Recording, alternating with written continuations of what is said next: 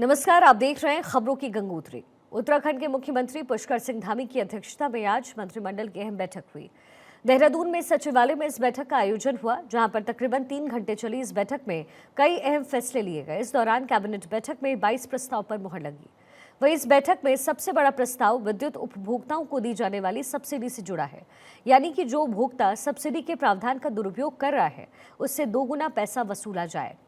इसके अलावा बैठक में कई और भी अहम फैसले लिए गए, जैसे कि बैठक में विशेषज्ञ चिकित्सकों की भर्ती के लिए संचालित योजना में संशोधन का फैसला हुआ। इसके अलावा राज्य सहकारी समिति निर्वाचन संशोधन नियमावली को भी मंजूरी दी गई। वहीं बैठक में लिए फैसले के मुताबिक सहकारिता समितियों में महिलाओं को भी मतदान का अधिकार होगा। साथ ही माध्यमिक शिक्षा विभाग की विद्यालय शिक्षा नियम में कई सारे बदलाव, और अगर कोई अपना लिंग परिवर्तन करता है तो वो अपने नाम का परिवर्तन कर सकता है, इसकी मंजूरी मिली। साथ ही कैबिनेट बैठक में खेल विश्वविद्यालय अध्यादेश को मंजूरी दी गई। निराश्रित गोवंश के लिए विभाग को नीति बनाने के निर्देश दिए। ट्रांसजेंडर पर्सन कल्याण बोर्ड गठन को भी मंजूरी दी गई और उत्तराखंड में उत्पादित सी ग्रेड के सेब और नाशपाती का समर्थन मूल्य को बढ़ाया गया है। आंगनबाड़ी कार्यकर्ताओं और आंगनबाड़ी सहायक के नियुक्ति के लिए नियमावली को भी मंजूरी दी गई। उत्कृष्ट शोध पत्र प्रकाशन योजना को भी कैबिनेट से मंजूरी मिली। इसके साथ ही 34 करोड़ रुपए के बजट से परिवहन निगम को 100 नई बसें खरीदने की मंजूरी हुई और राजकीय मेडिकल कॉलेज और संबद्ध अस्पतालों में यूजर चार्जेस एक समान किया गया। इसके साथ ही आज हुई बैठक में धामी कैबिनेट में और भी कई तरीके के फैसले हुए। इसको लेकर के आज अधिकारियों से जानकारी ली गई।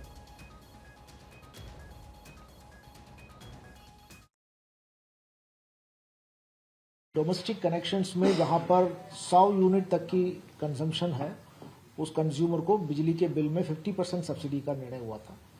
और साथ में उच्च हिमालयी क्षेत्रों में जहां पर 9000 फीट से ऊपर की हाइट है, स्नो बाउंड एरिया, उसमें 200 यूनिट तक के लिए 50% सब्सिडी का एडिशन हुआ था। आमतौर पर ये देखा गया है जिन जिन स्टेट्स में ये सब्सिडी दिए गए थे, लोगों ने अपने कनेक्शन को स्प्लिट करके लेना शुरू कर दिया था।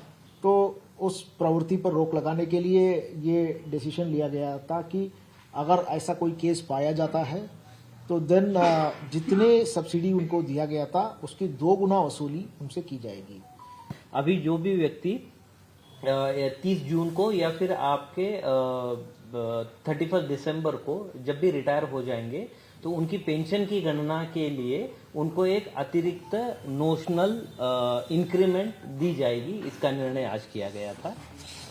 दूसरा, हमारे उत्तराखंड सचिवालय से इतर अधीनस्थ कार्यालयों में वाहन चालकों के एक मांग थी कि उनका पूर्व में काफी समय से उनकी वर्दी भत्ता नहीं बढ़ाया गया है, तो इस प्रक्रिया को भी सरलीकरण करते हुए अभी हम लोगों ने उसको जो 3000 रुपया प्रति साल के हिसाब से फ्लैट अभी इन कर्मचारियों को हम लोगों ने आज की कैबिनेट ने अनुमोदन दिया हुआ है। जो माध्यमिक शिक्षा विभाग की विद्यालय शिक्षा विनियम 2009 है, उसमें यदि किसी का लिंग परिवर्तन होता है तो उसमें नाम परिवर्तन करने की कोई व्यवस्था दी नहीं गई थी।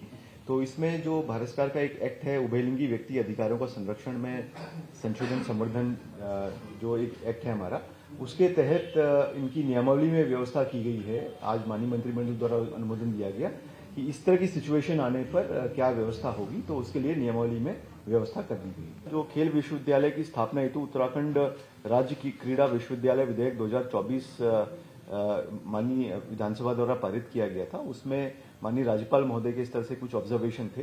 तो आज उन ऑब्जर्वेशन का समाधान करते हुए तो इसको पुनः जो है इसको अध्यादेश के रूप में रखने के लिए माननीय मंत्रिमंडल द्वारा अनुमोदन दिया।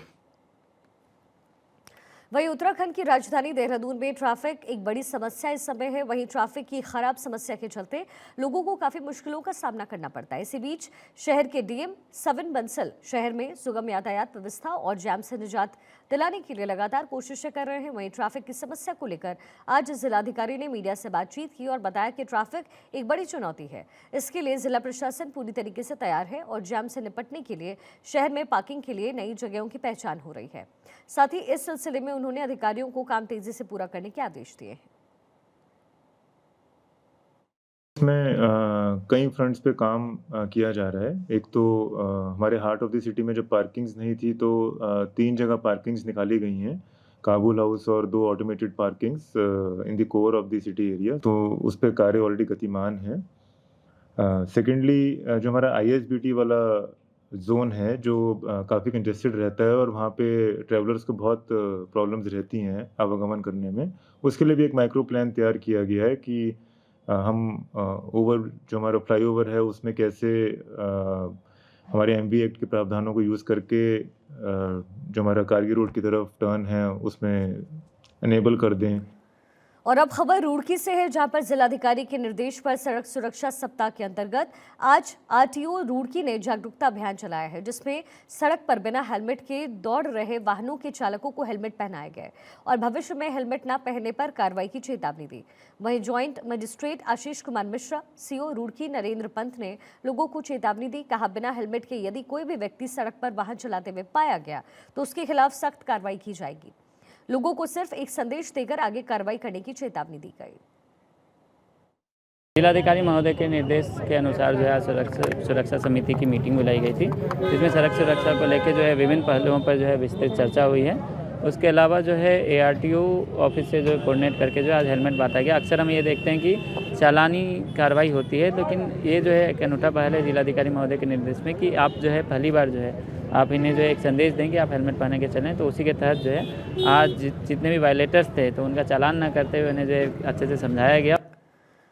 उत्तराखंड सरकार पहाड़ी इलाकों में लोगों तक स्वास्थ्य सुविधाएं पहुंचाने के लिए एयर एम्बुलेंस सेवा अब चला रही है और सरकार की ये जो सेवा है वो पहाड़ी जिलों के लिए एक वरदान साबित हो रही है। ये सेवा वहां के मरीजों के लिए किसी संजीवनी से कम नहीं है। और इसी बीच बुधवार को चमोली जिले में जिला मुख्यालय गोपेश्वर में जिला अस्पताल में भर्ती गंभीर रूप से घायल मरीज यशवंत को एयर एम्बुलेंस के जरिए एम्स ऋषिकेश भेजा। यहाँ पर डॉक्टरों ने यशवंत का इलाज शुरू किया और इस सिलसिले में जिलाधिकारी संदीप तिवारी ने बताया कि नंदानगर घाट की छत से गिरने से एक युवक के सिर में चोट आई। इसके बाद उसे जिला अस्पताल लाया गया। वहीं डॉक्टर्स ने एयर एम्बुलेंस की मांग की है। इसके बाद घायल व्यक्ति को एयर एम्बुलेंस से एम्स ऋषिकेश भेजा गया।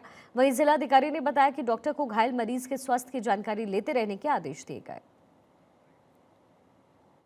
एक व्यक्ति की सूचना आई थी कि घाट में छत से गिरने के बाद सीवियर हेड इंजरी हुई है और उसको जिला अस्पताल गोपेश्वर लाया गया था। यहाँ डॉक्टर्स ने एयर एम्बुलेंस का रिक्वेस्ट किया एम्स ऋषिकेश के लिए, तो 2:15 बजे हमने एयर एम्बुलेंस की व्यवस्था की और 2:45 बजे वो एयरलिफ्ट किया जा चुका है और डॉक्टर्स को निर्देशित किया है कि फॉलोअप करते रहें और उसकी जो स्थिति है उसके बारे में जानकारी लेते रहें। देहरादून लखनऊ वंदे भारत एक्सप्रेस का अब नजीबाबाद में भी स्टॉप होगा। इससे उत्तराखंड के गढ़वाल मंडल के लोगों को भी फायदा होगा। विधानसभा अध्यक्ष रितु खंडूरी ने नजीबाबाद जंक्शन पर ठहराव के कार्यक्रम में बतौर मुख्य अतिथि भाग लिया और ट्रेन को हरी झंडी दिखाकर के रवाना किया। आपको बता दें, वंदे भारत एक्सप्रेस ट्रेन का अभी तक हरिद्वार में ही स्टॉपेज था। इसकी वजह से गढ़वाल के लोगों को भारी दिक्कतों का सामना करना पड़ता था और नजीबाबाद में स्टॉपेज के लिए जनता ने गढ़वाल सांसद अनिल बलूनी से इसकी मांग की थी। और अब खबर देहरादून से है। मौसम विभाग ने 11 जिलों में पाला पड़ने का येलो अलर्ट जारी किया है। मौसम वैज्ञानिक ने बताया कि हरिद्वार और उधम सिंह नगर को छोड़ करके प्रदेश के सभी जिलों में पाला पड़ेगा। मौसम विभाग वैज्ञानिक का कहना है कि 11 और 12 दिसंबर को पाला पड़ने के साथ ही कड़ाके की ठंड भी पड़ेगी, जबकि 13 दिसंबर के बाद प्रदेश भर में मौसम शुष्क रहने का अनुमान है। इसके साथ ही तापमान में भारी गिरावट भी दर्ज की जाएगी। आपको बता दें, 8 और 9 नवंबर को प्रदेश के पर्वतीय जिलों में बारिश और बर्फबारी से पारा लुढ़क गया।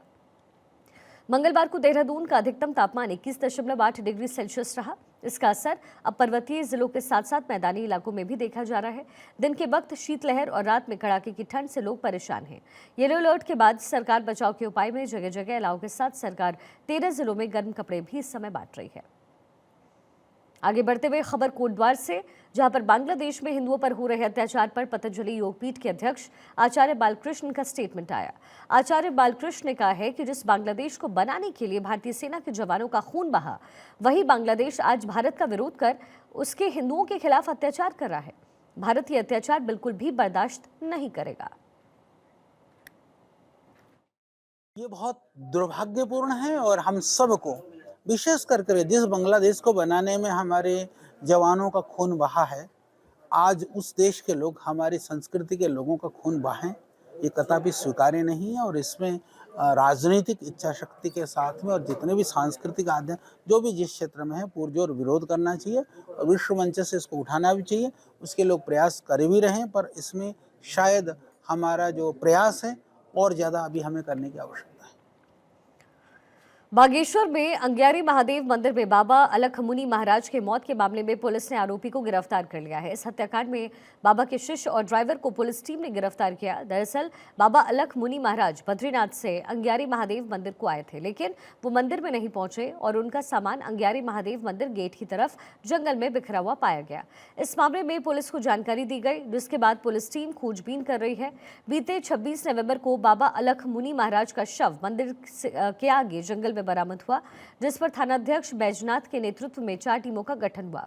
इस मामले में गिरफ्तार लोगों से गहनता से पूछताछ हो रही है। इसके बाद आरोपियों ने अपना जुर्म कबूल कर लिया है। इसी बीच खबरों में आगे बढ़ते हैं। उत्तराखंड की धर्मनगरी हरिद्वार में आज पूरी धूमधाम के साथ मोक्षदा एकादशी का पर्व मनाया गया और इस दौरान बड़ी तादाद में श्रद्धालु हरिद्वार में गंगा स्नान के लिए उमड़े। भगवान विष्णु को प्रसन्न करने के लिए एकादशी का व्रत बेहद शुभ दिन माना जाता है और इस दिन भक्त व्रत रखते हैं, सत्यनारायण कथा करवाते हैं और विभिन्न पूजा अनुष्ठान का पालन करते हैं। ऐसा कहा जाता है कि जो लोग ये व्रत रखते हैं वो यम की पीड़ा से बच जाते हैं और उन्हें मोक्ष की प्राप्ति होती है। ये दिन गीता जयंती के उत्सव का भी प्रतीक है और इसी दिन भगवान कृष्ण ने अर्जुन को गीता का ज्ञान भी दिया। उत्तराखंड में इन दिनों 4 धाम की शीतकालीन यात्रा का आयोजन किया जा रहा है। वहीं इस यात्रा में बड़ी संख्या में लोग हिस्सा ले रहे हैं। इसी बीच प्रदेश के मुख्यमंत्री पुष्कर सिंह धामी ने भी लोगों का स्वागत किया, जहां उन्होंने बताया है कि बर्फ से ढके पहाड़, वन्य जीवों के बीच जंगल सफारी और साहसिक पर्यटक न केवल रोमांच से भरता है, बल्कि इस मौके को सीएम धामी ने प्रकृति से जुड़ने का एक अवसर भी बताया। और अब अगली खबर भी उत्तराखंड से। ऋषिकेश से एक खबर है। पौराणिक हिंदू मान्यताओं में ब्रिज लक्ष्मण झूला की पूरे विश्व में अपनी एक अलग पहचान है। टेक्निकल रिपोर्ट के बाद बीते कई सालों से ये पुल बंद है और अब उसकी जगह फाइबर ग्लास का बजरंग सेतु बन रहा है। इसका इंतजार स्थानीय लोगों के साथ साथ विश्व भर के पर्यटकों को है। हालांकि काम में देरी होने से क्षेत्रवासियों में काफी आक्रोश है। कैबिनेट मंत्री सुबोध उनियाल ने कहा है कि अगर समय सीमा में काम पूरा नहीं होगा तो सभी अधिकारियों पर कार्रवाई की जाएगी। इसके बाद कार्य में तेजी लाने को लेकर के सभी अधिकारियों को दिशा निर्देश भी दिया गया है। हिंदुस्तान का पहला ग्लास ब्रिज आप देख रहे हैं लक्ष्मण झूला में बन रहा है। पूरे देश का पहला ग्लास ब्रिज है। जानकी सेतु ने एक विशिष्ट पहचान हम लोगों को दी है। 26 जनवरी उसको एक कट ऑफ डेट दी गई है और 26 जनवरी तक अगर पुल तैयार नहीं हुआ तो निश्चित रूप से उसके खिलाफ कड़ी से कड़ी कार्रवाई की